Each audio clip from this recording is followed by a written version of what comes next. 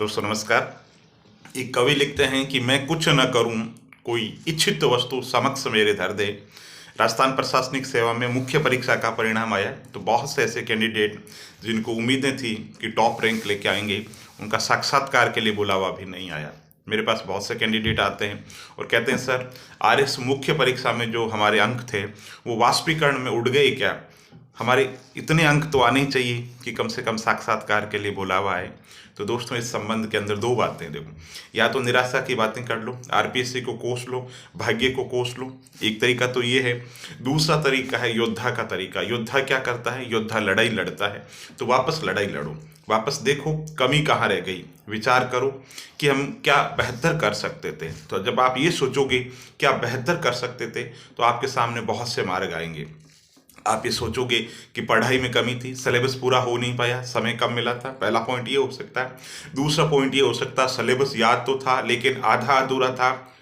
तीसरा पॉइंट ये हो सकता है आधा अधूरा ही नहीं, जो जो चीज़ें थी उनको हमने लिख लिख करके अभ्यास नहीं किया। चीज़ें तो बहुत आ रही थी, सारा मटेरियल याद था लेकिन हम उसको शॉर्ट नहीं कर सके, कंसाइज नहीं कर सके, है ना। जब लिखने की बात आई तो हम टू द पॉइंट नहीं लिख सके, संक्षेप में अपनी बात नहीं कह सके, जो उत्तर था उसको समसामयिक मुद्दों से, करंट अफेयर से जोड़ नहीं सके। कहने का मतलब उत्तर के अंदर प्रवाह नहीं था, कंटिन्यूटी नहीं थी, बस ठीक है लिखने के लिए उत्तर लिखा। दोस्तों, आरएस मुख्य परीक्षा हो या अन्य लोक सेवा आयोग की मुख्य परीक्षा हो, वहाँ पे एक बात होती है कि सतही जो ज्ञान है उसके बिल्कुल अंक नहीं दिए जाते। यानी कि आप ये सोचो थोड़ा सा लिख दिया और आपको नंबर मिल जाए, नंबर नहीं मिलते। वहाँ तो 5 में से 2.5 नंबर या 3 नंबर ही तब मिलते हैं जब आप बहुत बहुत ज़्यादा अच्छा लिखते हैं। तो आप सोचो साधारण अगर आप उत्तर लिखोगे तो उसके अंदर अंक आपको नहीं मिलेंगे। और यही मुख्य परीक्षा में जो विद्यार्थी है या जो कैंडिडेट है उनके साथ हुआ। कमी कहाँ रही? कमी वहाँ रही कि सवाल को सही तरीके से समझा नहीं, अच्छे तरीके से उसको पढ़ा नहीं, और पढ़ा भी है तो उत्तर अच्छे तरीके से लिख नहीं पाए। क्यों नहीं लिख पाए? समय का प्रेशर रहता है। तो उसमें पॉइंट क्या है, अच्छे जो कैंडिडेट है उन्होंने क्या किया, उन्होंने हर टॉपिक पे घर पे तैयारी कर रखी थी। घर पे तैयारी कैसे कर रखी थी? एक तो आपसे जो पूछे कि भारतीय राजनीति के अंदर, है ना, मतदान व्यवहार को प्रभावित करने वाले तत्व, एलिमेंट कौन कौन से, मतदान व्यवहार को कौन कौन से तत्व प्रभावित करते हैं, ठीक। तो एक तो आपने मोटा मोटा खाका बना रखा है ना, कैसा लिख देंगे। और एक व्यक्ति ऐसा है जिसने घर से पॉइंट बना रखे हैं कि कुछ भी पूछे पहली लाइन ये होगी और अंतिम जब मैं खत्म करूंगा और बीच के अंदर इस तरीके से लिखूंगा। तो ये जो भूमिका होती है ना, मान लो ये बहुत अच्छे अंक दिलाती है। एक कवि है या मंच पे जिसको बोलना है, एक सीधा बोलता है और एक घर पे बहुत ज़्यादा प्रैक्टिस करके बोलता है, तो उसका अंतर बहुत ज़्यादा निश्चित रूप से रहता है। तो वापस अगर अपनी बात को सार रूप में कहूँ तो मैं ये कहूँगा कि पढ़ो, कम पढ़ो, स्तरीय पुस्तकें पढ़ो, बार बार पढ़ो और मेंटल एक्सरसाइज करो। मेंटल एक्सरसाइज कैसे करो? जैसे कि आप बैठे हो अभी, ठीक, एक छोटा सा टॉपिक आपने ले लिया, राजस्थान के अंदर प्रजामंडल, आरएस मुख्य परीक्षा के हिसाब से आपको करना है, ठीक। तो आपके दिमाग के अंदर होनी चाहिए कि प्रजामंडल अगर पूछ लिया जाए तो मैं ऐसे ऐसे उत्तर लिखूंगा। प्रजामंडल की स्थापना हुई थी, ये अधिवेशन हुआ था, एक लिस्ट बनेगी जहाँ प्रजामंडलों के नाम होंगे, उनके सुधार होंगे, ठीक है। और छोटी मोटी कोई नकारात्मक बातें हैं अगर वो है, सवाल पूछ रहा है, सवाल की डिमांड है तो वो लिखूंगा।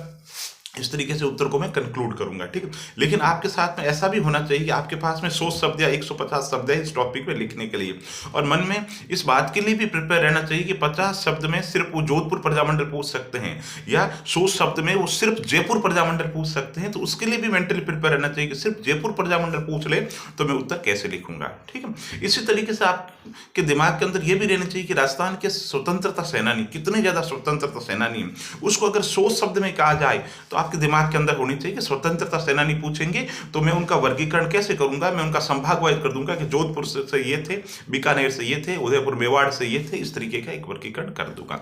तो कहने का मतलब है कि चीजें बहुत है, घर पे एक्सरसाइज आपके पास में पहले से होनी चाहिए। जैसे कि आप सपोज करो लोक प्रशासन है, ठीक, लोक प्रशासन में आप वैज्ञानिक प्रबंधन पढ़ के गए टेलर का, ठीक। अब पहली बात तो मैं आपको बता दूं, नए हैं कैंडिडेट तो टेलर का वैज्ञानिक प्रबंधन है क्या? बाकी जो प्रबंधन है उनसे अलग है। ये कहता है मैनेजमेंट के अंदर वैज्ञानिकता लेकर के आओ, साइंटिफिक जो है वो सोच लेकर के आओ, कर्मचारियों का वैज्ञानिक आधार पर चयन करो, उनका वैज्ञानिक आधार पर प्रशिक्षण करो, उनके मेंटल रिवोल्यूशन, उनकी थॉट प्रोसेस बदलो कि श्रमिक और जो प्रबंधक है उनके कोई हित अलग अलग नहीं है। मेंटल रेगुलेशन की बात करता है, फिर वो कार्य का पहले से कहता है मेजरमेंट कर लो, कार्य का मापन कर लो, कार्य का अध्ययन कर लो, वर्क की स्टडी करो, ठीक है, सबकी भागीदारी होनी चाहिए, इस तरीके की वो बातें करता है, ठीक। अब दोस्तों मेरा ये कहना है कि जब ये चीजें आपको आती है तो टीचर कुछ भी पूछे आपको कोई फर्क नहीं पड़ता, चीजें आपको आनी चाहिए और दिमाग के अंदर आपके पास में खाका होना चाहिए, ठीक। तो जो सवाल है, जो सिलेबस है, उसको रटो मत, है ना, पहले देखो ध्यान से ये साफ सामने। जैसे छोटा सा टॉपिक आपको मैं बताता हूँ, गुड गवर्नेंस, है ना, सुशासन, ठीक है। एक मैं ये कहता हूं कि बार बार मत पढ़ो, जब पढ़ो उस समय ध्यान से पढ़ो, उसके शॉर्ट के अंदर नोट्स बनाओ और जुगाली करो। हमेशा एक वर्ड होता है जुगाली करो। जैसे पशुओं का पाचन तंत्र अच्छा होता है क्योंकि वो जुगाली कर देते हैं, जुगाली कर देते हैं तो पाचन तंत्र अच्छा हो जाता है। तो आप जो पढ़ा आपने उसकी जुगाली कर दो, कमरे में कर दो, किसी मित्र और साथी जो अच्छा ग्रुप है उनके साथ कर दो, ठीक है। उससे क्या हो जाएगा, वो परमानेंट मेमोरी के अंदर चीजें चली जाएगी। भूल से भी नींद से उठा करके आपको आरएस का मेंस देना है तो आप बहुत अच्छे तरीके से दे दोगे, ठीक है। तो कंफ्यूजन नहीं रखना जीवन के अंदर। संशय आत्मा विनिशंति, जो व्यक्ति संशय करता है वो विनाश के मार्ग की ओर जाता है। खुद पे भरोसा करो कि नहीं मैं कर लूंगा। तो मैं बात कर रहा हूँ गुड गवर्नेंस की। अब गुड गवर्नेंस है कि आपके दिमाग के अंदर बैठा रुका साहब, गुड गवर्नेंस की कॉन्सेप्ट है, वर्ल्ड बैंक की दी हुई कॉन्सेप्ट है। भारत में जो चाणक्य कौटिल्य है उन्होंने गुड गवर्नेंस की बात कही, उन्होंने कुछ एलिमेंट्स बताई। फिर गुड गवर्नेंस की विशेषताएं आनी चाहिए। गुड गवर्नेंस आप एक ऐसी व्यवस्था है जो रूल ऑफ लॉ यानी विधि के शासन पर आधारित है, जो संवेदनशीलता पे, जो पारदर्शिता पे, जो इन चीजों पे जोर देता है, अकाउंटेबिलिटी पे जोर देता है, जनता की भागीदारी, विकेंद्रीकरण, 7 या 8 जो तत्व है वो आपको आते हैं ये सवाल, ठीक।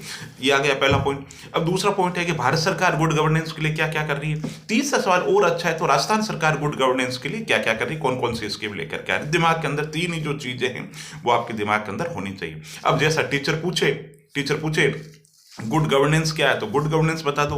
वो ये कि गुड गवर्नेंस के लिए अभी तक क्या क्या किया गया है, तो भारत सरकार पे 80% फोकस कर दो और 10% राजस्थान जो सरकार कर रही गुड गवर्नेंस के लिए उसकी चर्चा कर दो। गुड गवर्नेंस पे समग्र रूप से पूछे गुड गवर्नेंस पर, है ना, ऐसे लिखो या गुड गवर्नेंस को डिस्कस करो तो उसके अंदर ये बता दो सर ये गुड गवर्नेंस है। एक तरफ ऐसा एरो बना करके कर दो, भारत सरकार ये कर रही है और उसमें प्रॉब्लम बता दो कैसा गुड गवर्नेंस को लेकर के क्या क्या प्रॉब्लम आ रही है। तो कहने का मतलब है भाई जैसे सवाल पूछा जा रहा है ना, वैसे उसका उत्तर दे दो, लेकिन घर पे मेंटल एक्सरसाइज होनी चाहिए कि अगर ऐसे पूछेंगे तो मैं उत्तर वैसे लिखूंगा, ठीक है।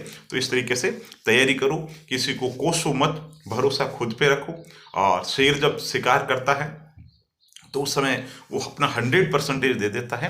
तो आरएस मुख्य परीक्षा के लिए, ठीक, अगर आप विफल हो चुके हैं पिछले एग्जाम के अंदर तो हताश नहीं होना है। और जो असफलता है वही सफलता का रास्ता तय करती है।